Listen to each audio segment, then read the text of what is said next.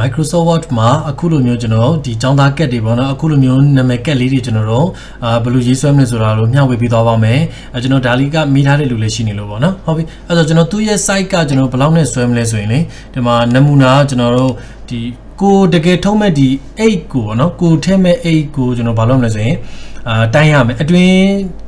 စက်နေနေအောင်တိုင်းပြီးတော့မှအဲ့ဒါဘယ်နှလမ်းမရှိလဲဆိုတော့ကျွန်တော်တို့ကကိုယ်တိုင်ပြန်ဆွဲလို့ရတယ်เนาะကျွန်တော်တို့အခုလောလောဆယ် 3.6 နဲ့ 2.6 နဲ့ကျွန်တော်ဆွဲပေးပါမယ်เนาะဟုတ်ပြီဒါပုံသေးတော့မမှတ်ပါနဲ့ကိုဒီထဲမဲ့8ပေါ်မှာမူတည်ပြီးတော့မှပြောင်းလဲသွားနိုင်ပါတယ်ဒါဆိုကျွန်တော် download ရေးထည့်ရမှာလေအခုလိုပုံစံဆိုရင်တော့ပုံစံတစ်မျိုးနဲ့ပြောင်းဆွဲရမှာပေါ့เนาะဟုတ်ပြီအဲ့တော့ကျွန်တော်တခါတည်းလိုက်ပြီးတော့ကြည့်ကြည့်အောင်ကျွန်တော် site အသစ်လေး download လိုက်မယ် control N နဲ့ဒါလေးကျွန်တော်ဒီဘက်ခဏရွှေ့ထားလိုက်အောင်เนาะကျွန်တော်ခဏကြာရင်ကြည့်အောင်မှာဖြစ်တဲ့အတွက်ဟုတ်ပြီဒါဆိုကျွန်တော် 3.6 2.0 insert ထဲကနေမှဒီမှာအရင်ဆုံးဒါလေးကို layout ထဲကိုသွားမယ်စာရွက်လေးတိုင်းလိုက်ပါအောင်နော်လေးခုစမ်းတာဆိုတော့ A4 စာရွက်ယူလိုက်မယ် A4 ပြီးတော့ရင် orientation မှာ landscape ပေါ့နော်ဒီလိုအလျားလိုက်ယူလိုက်မယ်ပြီးတော့ကျွန်တော် block နဲ့ဆွဲမလဲဆိုရင် insert ထဲကိုသွား shape ထဲကိုဝင် rectangle shape လေးတစ်ခုယူလိုက်မယ်ဖြည့်ဆွဲလိုက်မယ်နော်မှန်ပြီဆွဲပြီးတော့ဒီမှာ size ထဲမှာကျွန်တော်ဘယ်လောက်ထားမလဲဆိုရင်အမြင့်ကကျွန်တော် 3.6 height width ကပေါ့နော် width ကဘယ်လောက်ထားမလဲဆိုရင် sorry မှားကုန်ပြီ 3.6 နဲ့ height က 2.6 နော်ပြောင်းမြန်ရင် 2.6 ဒါနော်ဒီလိုပုံစံမျိုးလေးဆွဲမှာပေါ့ 3.6 2.6 ပေါ့လေကိုထဲပဲ8ပေါ်မှာမူတည်ပြီးတော့ဆွဲမှာပေါ့နော်ဟုတ်ပြီလောလောဆယ်ကျွန်တော်မြင်ကွင်းသိမြင်ကွင်းရှယ်ပြီးဆွဲလိုက်နော်ဟုတ်ပြီပြီးတော့ဘာလုပ်မလဲဆိုသူ့ရဲ့နောက်ခံကိုကျွန်တော်အဖြူနဲ့ဆွဲမှာဖြစ်ပါတယ်အဲဒီလိုလေးပါနော် base to အမဲလေးယူလိုက်မယ်ပြီးတော့ရင်ကျွန်တော်တို့ဒီမှာမြင်ကွင်းကျွန်တော်ထပ်ရှက်လိုက်ပါအောင်မယ်နော်မြင်ကွင်းကြီးကြီးလေးမြင်အောင်ပြီးရင် insert ထဲကနေမှကျွန်တော်ဒီ shape ကိုယူမယ် rectangle shape ကိုယူမယ်ဒီနားလေးမှာဒီခုထပ်ဆွဲလိုက်နော်ကျွန်တော်ဒီလောက်တော့ရှိမယ်သူ့ရဲ့အရောင်ကကိုချဲတဲ့ color ထည့်လိုက်လို့ရတယ်နော်အဆင်ပြေတဲ့ color လေးပေါ့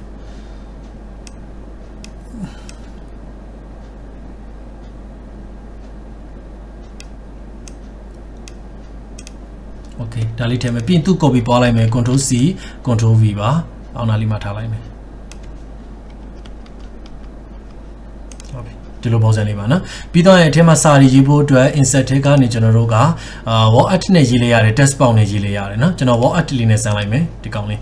ပြီးတော့ရင်ကျွန်တော် NSC computer ပေါ့နော်ကျွန်တော်ဒီမှာနည်းနည်းမြန်လေးပြောလိုက်မယ်နော်အချိန်ကြီးရမ်းကြာသွားမှာဆိုလို့ကျွန်တော်အဓိကပြစရာရှိတဲ့လိုရင်းမှာကျွန်တော်ရွေးပြီးဆွဲသွားလိုက်မယ်ပြီးတော့ရင် TRAIN ရှိပါဒါလေးထည့်လိုက်ပြီးတော့သူ့ရဲ့အရောင်ကိုကျွန်တော်တို့ကမဲရောင်ကနေအဖြူလေးပြောင်းလိုက်ပါမယ်ဒါဆိုရပြီနော်ဟုတ်ပြီပြီးတော့ကျွန်တော်အောက်ကိုလေး copy ထပ်ပွားလိုက်အောင်မယ်နော်ဒီကောက်အောင်မယ် copy ပေါင်းပါဆိုဒီစာကြီးတက်မနှိမ့်နေရတယ်နော်ဒီ box လေးရဲ့ frame များလေးခုပေါ်တဲ့ချက်မှာနေ control C control V ပါပြီးတော့အောက်နာလေးကိုဆွဲထည့်ဒီမှာတော့ကိုရေးချင်တဲ့ဟာလေးထည့်ပေါ့လေ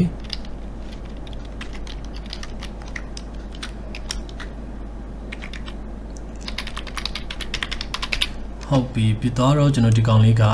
တကယ်တမ်းတော့ကျွန်တော်အဲ့ဒီဟာဆွဲထားတာ Photoshop နဲ့ဆွဲထားတာပါနော်အဲ့ဒါကိုကျွန်တော်ဒီမှာအလွယ်နည်းလေးပြန်ရေးပြပေးတာပါပြီးတော့ဒီကောင်မှာကျွန်တော် copy ပွားလိုက်မယ် control C control V font ရဲ့အရောင်ကိုကျွန်တော်ဒီမှာကျတော့အမဲရောင်လေးပဲပြန်ယူလိုက်မယ်အမဲရောင်ပြီးတော့ရင်ကျွန်တော်name ပေါ့နော် name ပြီးရင် enter နဲ့တွဲဆင်းလိုက်မယ်ပြီးတော့ဗာထည့်မလဲဆိုရင်နာမည်လေးရေးလိုက်ပါမယ်ဟုတ်ပြီဒီလိုရေးတယ်ပြီးတော့အဲ့ဒီစာနှစ်ခုကကွာနေသည့်အတွက်ကျွန်တော်ဒီနေရာမှာ line spacing နေရာမှာ remove spacing paragraph နဲ့ဖြုတ်ဒါတော့မရအောင်เนาะအဲ့ဆိုကျွန်တော်တစ်ကြောင်းစီခွဲရေးလိုက်မယ်เนาะအဲ့ဆိုဒီမှာမရအောင်ဆိုတော့ဖြတ်ရှာလိုက်သူ့ဟာတက်ထားလိုက်မယ်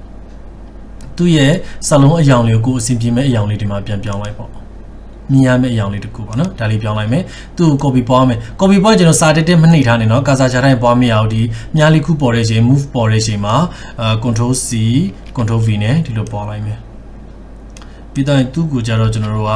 နာမည်လေးခဏနာမည်လေးပြင်ရေးလိုက်ပါမယ်ဟုတ်ပြီနာမည်ရဲ့အယောင်ဒါလည်းကျွန်တော်ပုံသေးမသက်မှတ်ပါနဲ့เนาะကိုကြိုက်တဲ့ color လေးဒီမှာတွားထည့်လို့ရပါတယ်ပြီးရင်ကျွန်တော်တို့က ဒီကောင်လေး copy ပြန်သုံးရပြီเนาะအခုနေနောက်နေလိုက် box လေးကြာလာတယ်အဲ့ဒီ box မှာ control လေးနဲ့ဖိပွားကျွန်တော်အရင်ကြီးနေ site ကိုတတ်မှတ်လိုက်ရတယ်เนาะကျွန်တော်ဒီအခုလက်ရှိဒီကောင်ဘယ်လောက်ဖြစ်နေလဲ14လောက်ထားလိုက်မယ်เนาะဒီကောင်ရော14လောက်ထားလိုက်မယ်ဒီကောင်လေးရောကျွန်တော်14လောက်ထားလိုက်ပါမယ်အရင်ကြီးနေရောဒီမှာကြည့်လို့အဆင်မပြေဘူးဟုတ်ပြီပြီးရင်ဒီမှာနေမဟုတ်တော့ဘူးเนาะဒီမှာကျကျွန်တော်ပုံမှာ CLASS plus ဒါကျွန်တော်တင်တန်းကဟာနမူနာရေးပြတာเนาะကိုယ်တိုင်ရေးဆွဲတဲ့ရှင်ကကျန်တော့ကိုယ့်ဘာသာကိုအဆင်ပြေလို့ပြန်ပြောင်းပါเนาะ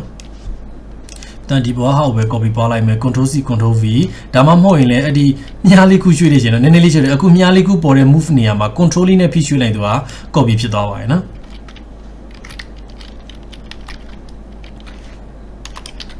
ထားပါတော့10နာရီ00ပေါ့လေနော်00-12နာရီ00 EM ဟုတ်ကြော်သွားနော်ဟုတ်ပါပြန်ရွှေ့လိုက်ရတယ်ဒီမှာပါရင်လေးပြန်ရွှေ့လိုက်ရပြီပြီးရင်ကျွန်တော်ဒီကောင်းအောင် copy ပွားမယ်ခဏလို control C control V မဟုတ်လဲ control နဲ့ဖိပြီးတော့မှဆွဲရှာလိုက်လေရပါတယ်နော်အဲဆိုသူ့ရဲ့ပုံစံကဒါလေးကကျတော့ date ပေါ့နော်ဒီ date ပါဒီနားလေးရွှေ့လိုက်မယ်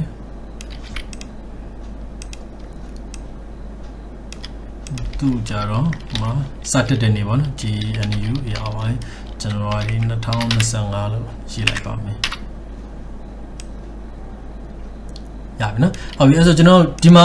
Microsoft Word မှာတော့ watermark တွေပါတယ်ထည့်ရခဲ့တယ်နော်အဲ့ဆိုမထည့်ပြတော့ဒီတိုင်းလေးဆိုတော်တော်လေးအဆင်ပြေပါတယ်နော်ပြီးတော့ကျွန်တော်ဓာတ်ပုံထည့်ရအောင်ဓာတ်ပုံထည့်မယ်ဆိုကျွန်တော်တို့ကထည့်လို့ရတဲ့နည်းနှစ်နည်းရှိတယ်နော်ကျွန်တော်ပုံမှန်လေးကတော့ insert ထဲကနေကျွန်တော်တို့က picture လေးကိုသွားမယ် this device ထဲကနေမှကိုထည့်တဲ့ပုံလေးအဲ့ဒီပုံကတော့ကျွန်တော်တို့ကဒီဖုန်းလေးရိုက်ထားတဲ့ဆိုရင်တော့မှကျွန်တော် Photoshop နဲ့ပြန်ပြင်ဖို့လိုပါတယ်နော်ဓာတ်ပုံရဲ့ size ကဘယ်လောက်ရှိရမလဲဆိုကျွန်တော်တို့က 1.1 1.3 ရှိရမှာပါနော်ကျွန်တော်ဒီမှာကျွန်တော်ဒီပုံလေးပဲထည့်လိုက်မယ်အဲ့ဆိုပုံကအောက်ရောက်နေနော်အောက်ကိုရောက်သွားရင်ကျွန်တော်တို့က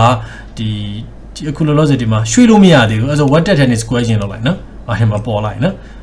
အဲ့ဆိုသူ့ရဲ့ site ရကျွန်တော်အရင်ကြီးပါတယ်နော်ကျွန်တော်ဒီအောက်ကဟာလေးနဲ့အကိုက်ရှင်လိုက်တာအဲ့ဆိုကိုယ့်ရဲ့ဓာတ်ပုံ site ကဘယ်လောက်ဖြစ်နေဆို 1.1 1.3 ဒါမူလား site တိုင်းဝင်နေအဲ့တော့မှကိုကအလိုဒီအကြီးသေးဒီလိုမျိုးလေးကိုသာကိုအချင်းချင်းပြန်ရှင်းလေးရပါတယ်ဓာတ်ပုံတွေဆိုတော့ဒီလိုမဆွဲနဲ့ပေါ့နော်ဟုတ်ပြီကိုအစီအပြေတဲ့နေရာမှာထားနော်နောက်ထပ်တနည်းပြန်ပြပေးမယ်နော်နောက်ထပ်တနည်းကဘယ်လိုလဲဆိုရင်ကျွန်တော် insert ထဲက shape နဲ့ဆွဲလိုက်တာပါ shape ကိုယူပြီးတော့ဖိဆွဲလိုက်ကျွန်တော်အနားလေးလုံးတာလေးလိုချင်နေဆိုရင် shape ထဲကနေဒီ rounded corner shape လေးယူသူ့ရဲ့ size ကိုကျွန်တော်တို့ကခဏပြောတဲ့